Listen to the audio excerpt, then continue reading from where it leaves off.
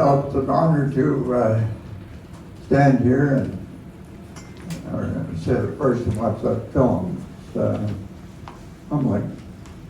It's an honor to be able to tell a little bit about my experience, which isn't overly interesting and rather boring. In March of '53, I heard of a place called Korea. So I volunteered. Seen the major, he said, "Yep, you're on your way." April '53, I was posted to 25 Brigade Infantry Brigade Signals Troop in a trade of cipher operator. My main purpose was to encrypt or decrypt all classified messages coming into our brigade headquarters and, of course, outgoing. Kind of a boring job, but strictly something that had to be done. Some of the messages were rather sad. During my time, I had several people wounded or a few killed in action, which of course had to go classified, which was not one of the more interesting things. But basically, that's my story. Thank you.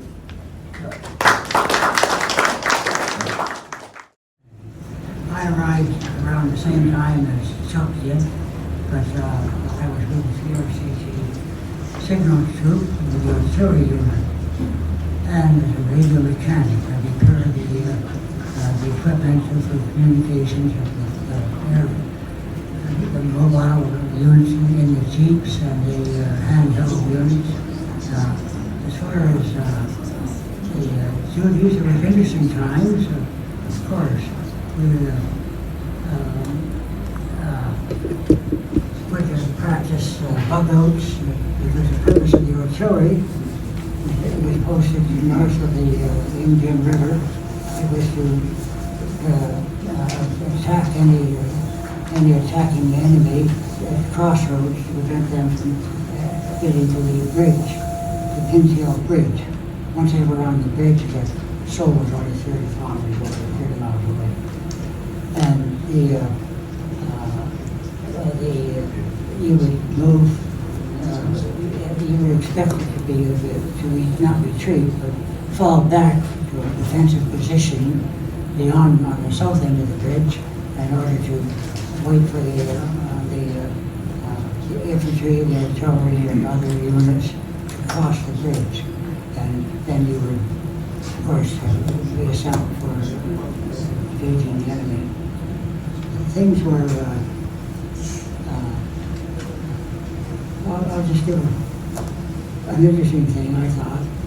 At one time there was a divisional artillery exercise at the Nightmare Range, and the CO of the artillery regiment went up to an OP, observation point, to observe what was going on. While he was there, the 2 rounds landed within 100 yards. 2 rounds being a troop shoot. That meant that troop artillery laid on the wrong coordinates for those two guns. The other guns hit their target. We're not a happy man, and it affected his radio. So I got called up to repair his radios, and I'm there in the Jeep with my feet up in the back, working on the radios. He's got a swagger stick, and he's hitting me on the bottom of my feet. Said, "Is it ready yet? Is it ready yet?" It wasn't helping me at all, but and it was a kind of amusing thing. But he was pretty upset. These kind of things were not unusual. Charlie says, we weren't part of the combat. We were combat arms, but we're not involved in the fighting directly. And I guess I'd say the way I put it, if I stand on the shoulders of this man here and that man there, who are the ones that suffered and who where I would get my fame from. Of course, over the years I've spent 53 odd years in the military, working in all different units. So I've done my thing, but it didn't happen in Korea. Korea to me was important. I volunteered to get there, but I arrived after the truce was signed at that time. I honor these men for their sacrifices, and I hope that might give you an idea of the variety of, well, by the way, when in Korea, the thing that came to mind is the children. The children were there with no parents, little food, little clothing, and no hope. It was a hard thing to see. And yet later on, I know I'm taking up time, but what amazed me is that after World War II, the Marshall Plan rebuilt Europe. There was no help for Korea. I understood that the Korean government arranged for the children to go overseas, earn money, and brought back their money to build the current Korea. If I'm wrong, please correct me, but there was no help for them. They brought it up by their own doings. I appreciate that. Thank you. Hi, I'm George Guertin. I was only one military outfit in Canada. That was the Navy. The soy soldiers. At any rate, yes, I went to Korea in 1951 after a friendly chat with a friend of mine in Ottawa here. He said, George, I'm going to join the Navy. I said, so why are you now? He said, yeah, there's a war going on over in Korea. I said, okay, so will I. Thing is, we both joined and never got to see him again, and he never got to Korea. I did. So, while over in Korea, I think anytime I want to talk about a ship, Bill likes to hear me talking about the Huron. And one of the Canadian destroyers that were over there, and we had a mishap. He happened to run aground way up in North Korea somewhere, and did tremendous damage to the ship, but we had an American tug towing us backwards to South Korea. We weren't happy. So I won't take any more time than that. Thank you very much, and bring on the next guy's crazy story.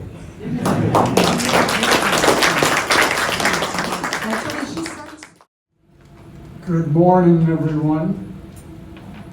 I'm surprised that I'm here.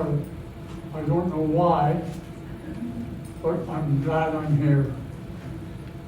I have to tell you, when I was a kid, I was a pretty good athlete, and I was busy doing that kind of stuff. And one of my friends said to me one day, what's this stuff going on over in Korea? I said, where's Korea? And it was spelled out to me. And I thought, gee, that's not nice at all.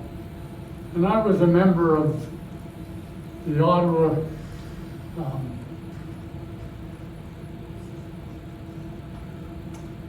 funny how your memory goes. I was a member of the junior army in Ottawa, whatever they called it, and I was with the Governor General Foot Guards. And I really enjoyed it being with them. And I heard about this other thing, and I thought, gee whiz, maybe that'd be a good thing to do. So I went home and I told my parents I was quitting school. I just started a second war. They weren't letting me quit school, but I ended up convincing them I quit school. And I did join the Army. And within the first year, I went to basic training at Camp Borden. And from there I hitched on to a group of Canadian young soldiers in the trucking business and shipping and all that kind of stuff. And so I became a Royal Canadian Army Service Corps foreman, and that's where I ended up and where I started out. And within a little over a year, I got a big promotion. I became a Lance Corporal. I thought, boy, this is really great. I'm on my way. And next was a ticket to Korea. I thought, wow, this is really good. And I don't even have to pay for it. And so I joined up with this group in Gordon and went from here to a train out west. And the train had to stop in a place in Alberta, a little town in Alberta. It had to pull over to the side to let the big trains go through. And that night that we pulled over was my birthday. So we celebrated my birthday in Alberta, and a couple of days later, we're out on the ocean on this beautiful American ship, and I'm kidding you there. It was called the USS General C.C. Ballou, and it was a ship that had been constructed for World War II as a liberty ship to help move troops, I guess, and supplies. And so we spent 14 days on it, and then we landed in Yokohama, and from there we were taken up to a little town in Japan, Hiro, Japan, for some basic training and good advice to us if we wanted it or not. And then from there went back to the ocean and on to, they put us on a ship, they called it a British, I think they called it a gunboat. It wasn't a big ship, but it was big enough to get us over to Korea on a very stormy night, and that was a terrible night. And from there, we got on an old train. Train took us, no seats in the train, you had to sit on the floor. And that took us up to Seoul. And you weren't supposed to look out the windows, but you couldn't help but look out the windows and see the kinds of disaster that was going on around you and people suffering. For a little kid like 18, 17 years old, to see this kind of stuff going on, and you know back home, your family's all safe and sound, and these people are being treated the way they're being treated. It's terrible. It really played on me, and it played on a lot of my friends that were on board, and we ended up in the hills in Korea, doing our jobs, providing service for whatever particular leave needed to be done, whether it was we worked for the infantry this week and next week we working for the artillery or somebody else driving, moving stuff around, and that's how I put in my year. Actually, I think it was around 14 months. But got to know quite a few Korean people during that time, and I have to say that I had never met such wonderful people who were under such bad circumstances and behaving like real, true troopers. They were absolutely terrific, and I enjoyed working with them, and I still enjoy them very much so now. And I just want to say, you said thanks to me. I'm saying thanks to you, because you and your country have opened up my eyes to a Canada that we're striving to be as equal to South Korea. You're a wonderful country and you're a wonderful example for every other of the G7s, G20s. And thank you very much for what you brought to the world after what you had to take in. Thank you so much. My name is Delphis Cormier. I made a career in the Royal 22nd Regiment, the Van Dues. I joined in 1950 for the Korean War. I was 17. And from Valcartier, to make a long story short, we took the train and we went to Fort Lewis, Washington for 6 months training. Because if we would have trained in Valcartier, it would have been winter training and we had to do summer training to prepare ourselves for Korea. So after we spent 6 months in Fort Lewis, we boarded the ship in Seattle. It was a destroyer, I forget the name, Marine Adder, I think. And we sailed to Korea.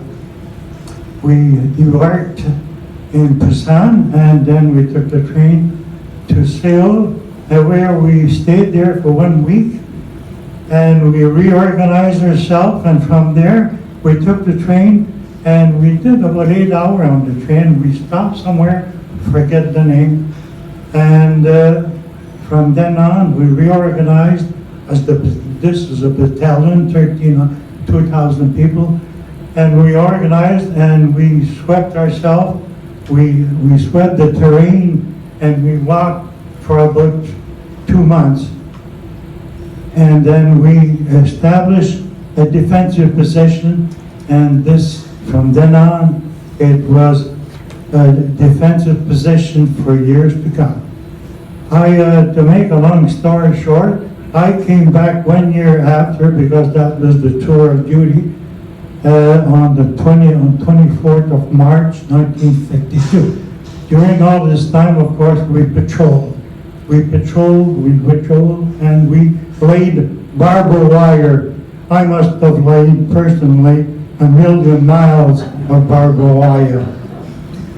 But to come back to my story, on March the 24th, the climax of my stay in Korea was one of these patrols. I went to many patrols, but this one, we were ambushed by maybe 30 North Koreans. And from now, I will stop talking because I hate bragging. Because my platoon commander was Lieutenant Colonel Charland, my dear friend. And in those days, he was a lieutenant, and he was the patrol commander.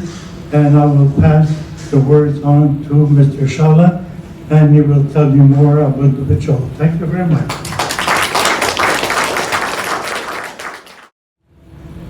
First of all, I would say it's a privilege to be part of this gathering today. And I thank you, all the organizers, Your Excellency, the Minister, and the colleagues, their parents, their relationships, and so on. There's one time in life that marks you forever. And that particular evening marked my life, and I still feel it. And I'm very happy to be alive to talk about it and give the honor to a friend who served with me at the time, Delphis when we were attacked, ambushed, I must say,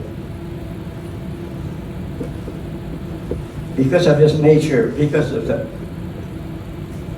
his will to live,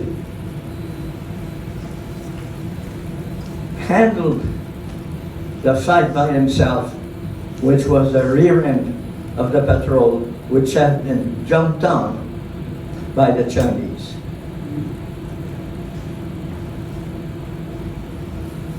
He killed many and saved many more, because our patrol group was 26 people and we all came back.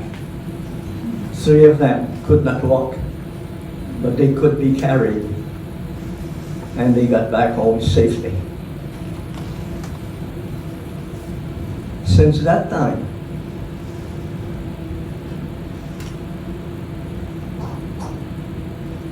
for many years, we had left each other. And about 60 years later, we met again at a hockey game,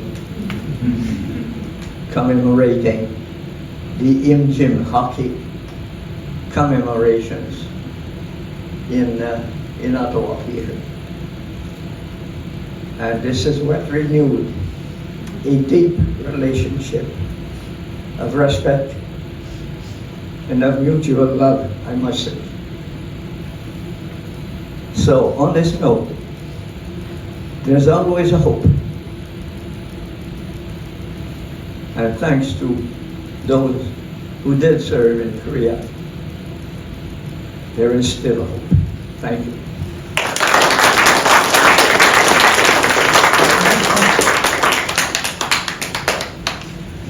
Mr. Charland, I salute you.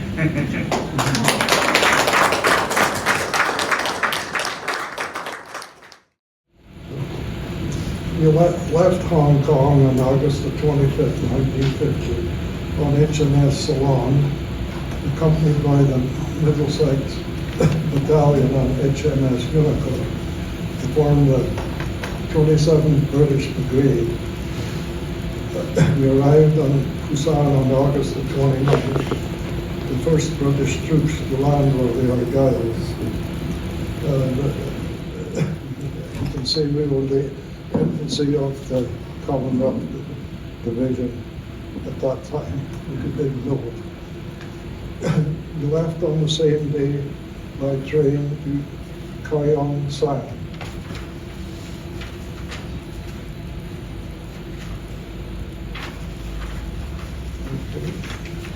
On September the 4th, now, don't think my memory is just that good. I read it all out of a book. Anyway, September the 4th, the Argylls relieved a U.S. infantry regiment on the east bank of the Nakdong River. On September the 6th, we sustained our first casualties. September 22, we crossed the Nakdong River. On September 23rd, after successfully capturing Hill 282, we were counterattacked by the enemy. Our supporting artillery had been withdrawn, and air support was called in. Air support mistakenly napalmed and machine gun our positions, resulting in more casualties. On September the 22nd, we were ordered to Songju, which was occupied without incident.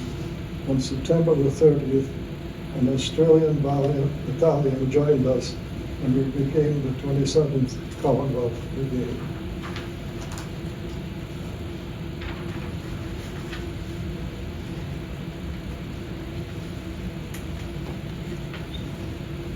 Too much stuff here.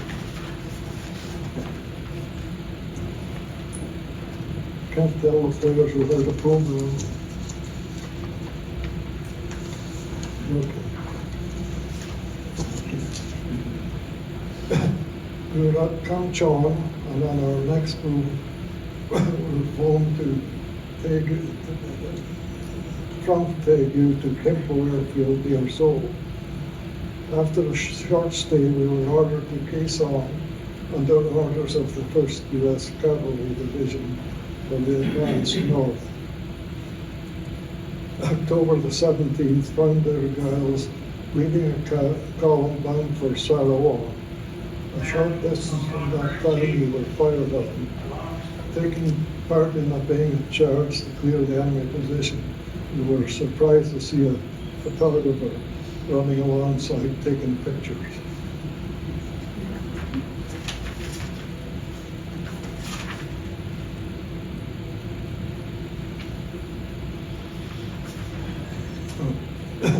This is at Sarawak, and establishing control of the town, the Argyles were involved in a comedy of sorts. A truckload of the enemy drove into town, saw their mistake, and opened fire.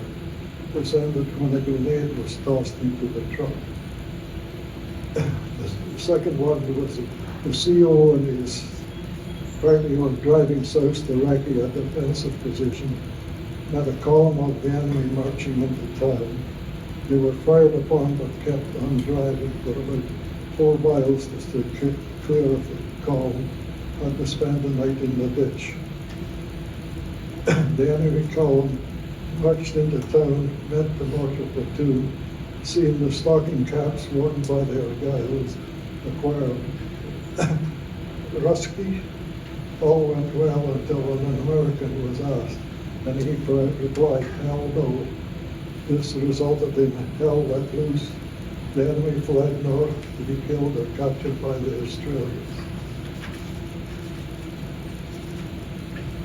Our next stops, and I can tell you these were pretty rapid stops, were Pyongyang, followed by Yongju, then on to Pak Chon, then Cheongju, and back to Pak Chon, Quezon, Pak Chu, Sashawn, I might not be pronouncing it right, Yusan, Yuli Sing, Sibyongde, and finally reaching Yui Pongju on December the 11th.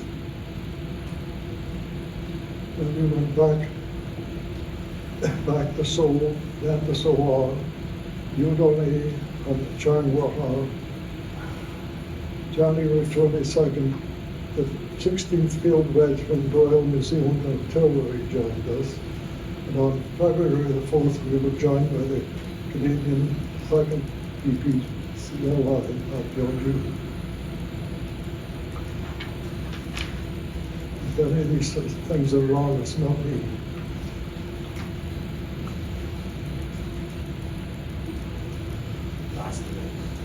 Okay, the next 6 weeks we spent going down up every hill on the way to the Kapion area. On April the 4th to the 8th, we sustained our last casualties. We were withdrawn to Korea. On April 28th, we were declared non-operational and we returned to Hong Kong on the left for Hong Kong on the 29th. So that's a little survey of what we went through. If anybody has any questions, I'll try to answer them. And the time we were in Korea, I have a note somewhere. We were eight months in Korea, and I should say that we probably left before the worst of the stuff went on. But anyway, in all 8 months, we lost 31 dead, we had 132 wounded, 2 missing on Hill 22, and the reason they figured they were directly hit with napalm. That's about it.